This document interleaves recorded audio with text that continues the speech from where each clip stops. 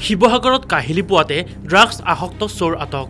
ফুলেশ্বৰী উচ্চতৰ মাধ্যমিক বিদ্যালয়ৰ চৌহদত লোহাৰ ৰড চুৰি কৰি আটক হয় ৰাজ দাস নামৰ এজন যুৱক।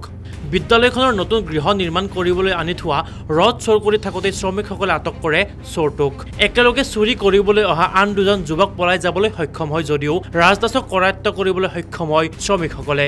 তাৰ পিছতে হাত ভৰি বান্ধি মাৰপিট কৰি আৰক্ষীক চমজাই দিয়ে ৰাজ দাস নামৰ চোৰটোক। জানিব পৰা মতে আটকাধীন ৰাজ দাসৰ ঘৰ শিৱসাগৰৰ খাট পথাৰত।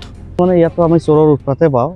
মানে আজি নহয়, মোটামুটি ধৰক আজি আমি যিমান দিন ধৰি কাম কৰি আছোঁ, আজি 7-8 মাহ হ'লে 7-8 মাহ ধৰি আমাৰ বস্তু চুৰি হৈ আছে। এতিয়া কেইদিন আগতো আমি চোৰ ধৰা পালোঁ ইয়াত। ইয়াক ধৰা পোৱা নাই। আজি ইয়াতে 3টা আহিছিল। 3টা অহাৰ পিছত মানে আমাৰ ল'ৰাবিলাক খেদিলে, 2টা পলাই গ'ল ৰড চুৰি কৰিব কাৰণে। এই ৰডবিলাক ইয়াতে আছে আমাৰ।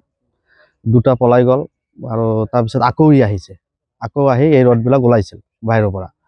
লৈ যোৱাৰ পিছত আকৌ ধৰি কিনি ইয়াৰ পৰা খেদিলে, তাতে মানুহবিলাক ধৰিলে, লোকেল মানুহবিলাক ধৰাৰ পিছত আমাৰ হাতত দিলে সঞ্জয়। তাৰপিছত আমিতো ইয়াত তাক ৰাখি দিলোঁ। এতিয়া পুলিচে লৈ গ'ল। এই এতিয়া ড্ৰাগছ পাতি আপোনাৰ ওচৰতে কৈ দিলে ড্ৰাগছ খাই বুলি। শিৱসাগৰৰ পৰা মিছকাতুৰ ৰহমান, নিউজ ডেস্ক ৰিপৰ্ট।